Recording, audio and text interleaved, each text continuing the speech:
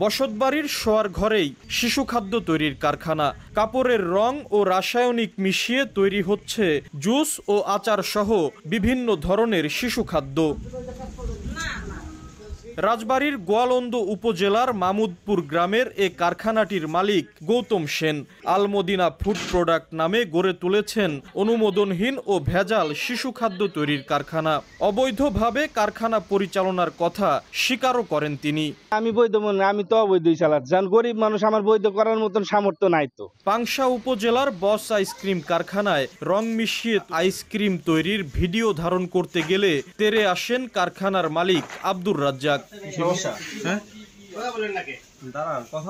BSTI এর অনুমোদন না নিয়েই তার কারখানায় স্যাঁতসেঁতে পরিবেশে নোংরা পানি দিয়ে তৈরি হচ্ছে আইসক্রিম। চিনি, আম ও লিচুর স্বাদের জন্য কেমিক্যাল আর গরুর দুধের পরিবর্তে ব্যবহার হচ্ছে নিম্নমানের গুঁড়ো দুধ। আকর্ষণীয় করতে মেশানো হয় কাপড়ের রং।